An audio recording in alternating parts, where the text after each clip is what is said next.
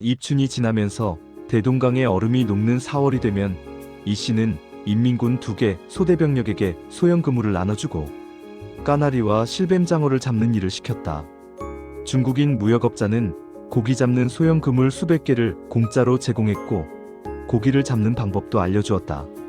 물고기를 잡는 사업은 인건비 지급이 없는 탓에 파는 즉시 이익을 남겼다. 자신의 수고비는 별도로 떼고 무역으로 번 돈을 군단에 넘기면 세계 군단 3만 병력들의 식량과 유류 문제를 해결할 수 있었다. 그는 어느새 세계 군단에서 구세주가 되었다. 군단장들은 얼마 후 고마움에 보답하기 위해 $700를 주고 8인승 자가용을 새로 바꿔주기도 하였다. 이 씨의 경제활동은 북한에서 손가락을 꼽는 위치였고 그는 북한에서 가장 잘 사는 부유층에 속하는 신분이 되었다. 당시 돈을 잘 벌어 북한에서 최고의 생활을 할 정도가 되었다. 나를 담당하는 보위부 직원에게는 수시로 식사도 대접하고 용돈을 제공하면서 친분을 다졌다. 친지와 주변의 부러움을 받았고 군인들은 나를 최고의 복덩이처럼 감사하게 여겼다.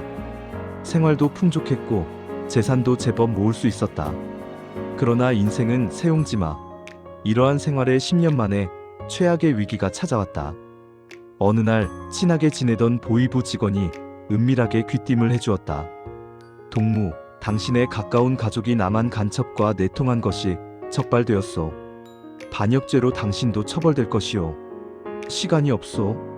안타깝지만 내가 당신에게 마지막으로 베풀 수 있는 온정이오. 이 씨는 하늘이 무너져 내리는 것 같았다. 남한 간첩과 내통한 가족은 잡히는 즉시 엄청난 고문을 당하게 되고 그렇게 되면 없는 사실도 실토해야만 한다. 보위부에 끌려가는 악랄한 고문을 받고는 결국 총살을 당하고 만다. 차라리 고문을 당하느니 죽는 것이 낫다. 더 이상 머뭇거릴 여유가 없었다. 평소 무역 거래를 하면서 통역으로 알게 된 사람이 압록강 국경 근처에 살고 있었고 그와 매우 친하게 지냈던 그는 인간관계가 이렇게 중요한 때 활용할 수 있다는 사실을 직시하고는 다소나마 안도의 한숨을 내쉬었다. 그래서 그는 백두산에서 가까운 압록강을 통해 탈북하기로 결심을 하였다. 부인과 젖먹이 막내 아들을 데리고 먼저 탈북한 후 나머지 자녀들은 추후에 데려갈 생각을 하였다. 가족이 많으면 탈북에 실패할 가능성이 높았기 때문이다. 이튿날 이 씨는 군단 참모장에게 황해도에 광물을 알아보러 갔다가 오겠다고 연막을 쳤다. 그리고 이 씨는 평양에서 백두산 근처로 가는 열차를 타고 탈북 루트를 점검하는 여정을 시작했다. 2007년 2월 인민군 국경수비대의 근무가 취약한 새벽에 백두산 인근의 꽁꽁 언압록강을 건너 조선족 통역원의 집에 겨우 도착할 수 있었다. 내가 며칠 후 가족과 함께 북한을 탈출하려고 하는데 반드시 도와달라. 향후 3, 4일 후 부인과 어린 아들 3명이 오늘처럼 새벽 시간에 찾아오겠으니 차량으로 이동시킬 수 있도록 준비를 해달라. 은혜는 잊지 않겠으니 꼭 부탁한다.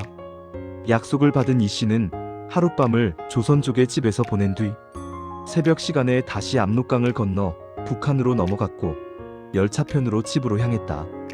이런 사정을 전혀 모르는 이 씨의 부인에게 북한 탈출 계획을 알려야 했지만 전화는 도청 때문에 그는 5분 후에 형님 집에 가서 전화를 받아야 한다고 당부를 하였다.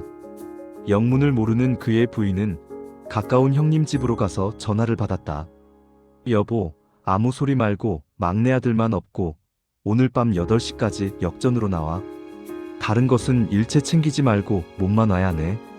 정확한 사정을 모르는 이 씨 부인도 답답하기는 마찬가지. 돈 잘 버는 탓에 이웃과 친지의 부러움을 받고 있는 집안인데 갑자기 옷까지만 챙겨 집을 빠져나오라는 전화에 무슨 말인지 긴가민가 하면서 떨리는 손으로 수화기를 내려놓았다. 남편의 목소리가 심상치 않은 것을 눈치챈 부인은 남편의 말대로 두꺼운 옷을 껴입고는 큰 아들과 딸들은 놔둔 채로 막내 아들만 업고 역으로 향했다. 역에서 부인을 만난 이 씨는 자세한 이야기는 열차에서 할 테니 빨리 열차에 타자고 말했다. 평양으로 향하는 열차 안에서 간단하게 상황을 설명하자 불안한 눈치를 보이던 부인은 이내 체념하며 남편과 길을 같이 하기로 하였다. 이윽고 평양을 거쳐 백두산으로 이동한 이씨 부부는 압록강 근처의 임시 숙소에서 압록강을 건너 탈출하는 계획을 세웠다. 3살짜리 막내 아들에게 성인용 수면제 2알을 먹여 재운 이씨는 대형 배낭에 막내 아들을 밀어넣고 자신이 배낭을 짊어졌다. 새벽 1시가 지난 시간이었지만 압록강의 국경수비대와 인민군이 서치라이트를 구석구석 비추며 구역별로 도보 순찰을 하는 모습이 보였다.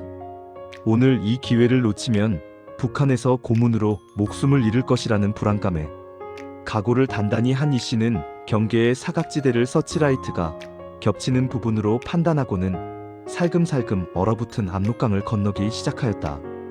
그러나 운명의 장난인지 성인용 수면제를 2알이나 먹인 막내 아들이 잠에서 깨어 이내 울음소리가 나오기 시작했다. 가뜩이나 비좁은 배낭 안에서 아들은 추위와 공포를 느꼈는지 오줌을 싸며 울음을 터뜨렸고 국경수비대와 인민군이 서치라이트를 비추면서 추격해오기 시작했다. 상황이 긴박하게 돌아가자 이씨와 부인은 중국 방향을 향해 재빠르게 달아났다. 중국 국경 쪽으로 탈출하는 이씨 부부를 본 인민군과 국경수비대는 휴대하고 있던 소총을 발사하기 시작했다. 따르륵 따르륵. 다행히 아무도 총에 맞지 않고 압록강을 건너는데 성공했으나 이번에는 인민군의 총소리를 듣고 중국 군인들이 트럭과 병력을 동원하여 국경 근처에 대한 수색에 나섰다. 사면초가 신세였다. 그러나 죽음을 각오하고 호랑이에게 물려가도 정신을 차리면 살 수 있다는 옛 속담을 떠올리며 중국군 트럭을 피할 수 있는 사각지대를 세심하게 살피면서 피신을 하였다. 다행히도 차량 헤드라이트를 피할 수 있는 비교적 큰 바위를 발견하고는 부인과 함께 바위 뒤로 몸을 숨겨 겨우 위기 상황은 벗어날 수가 있었다. 이렇게 30분가량을 숨어 있다가는 주위가 잠잠해지자 이씨는 국경에서 가까운 조선족의 집에 찾아가 문을 두드렸다. 그러나 한동안 아무 기척이 없어 이씨는 무엇인가 일이 잘못된 것이 아닌가 하는 불안감이 엄습해왔다. 다행히 10분쯤 지나서 눈을 비비고 일어난 조선족 덕분에 이들 부부는 따뜻한 건너 방으로 들어갈 수가 있었다. 영하 20도가 넘는 강추위를 뚫고 목숨을 건 탈출을 한 이씨 부부는 온몸이 꽁꽁 언 상태였다. 손발이 얼음장처럼 얼어붙은 부인과 아들의 손과 발을 2시간 이상 안마를 하며 주물러주자 얼었던 몸이 풀리기 시작했다. 긴장이 풀리자 부인과 아들은 이내 고난잠에 빠져들었지만 중국을 떠날 때까지 이씨는 안심을 할 수가 없었다. 선생님, 한국으로 도피하기 위해서는 차를 타고 항구에 가야 하는데 연결을 부탁합니다. 이윽고 조선족은 차량을 가진 중국인에게 연락해 장백까지 이동하기로 했다. 그런데 이씨를 싣고 갈 차량이 도착하기도 전에 이웃의 중국 주민이 잠시 조선족을 만나러 왔다가 건너방에 인기척이 있자 집주인인 조선족에게는 양해도 구하지 않고 방문을 열어 이방인이 자는 것을 확인하였다. 중국인이 바로 조선족 집을 나서자 집주인인 조선족이 말했다.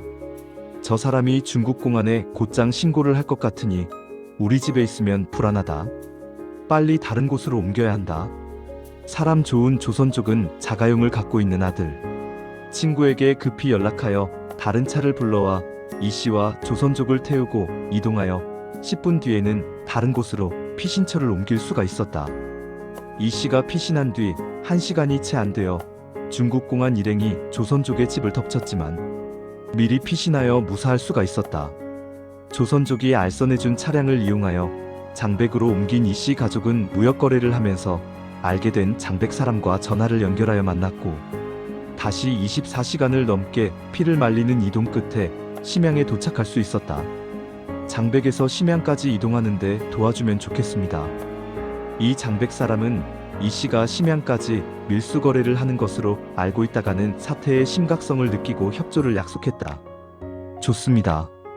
평소 나와 좋은 거래를 한 인연이 있으니 내가 도와주겠소. 감사합니다.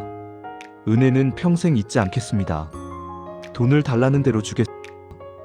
이렇게 해서 3일 뒤 이씨 일행은 8인승, 봉고 차량 1대와 승용차 1대 등 2대로 심양까지 이동하기로 하였다.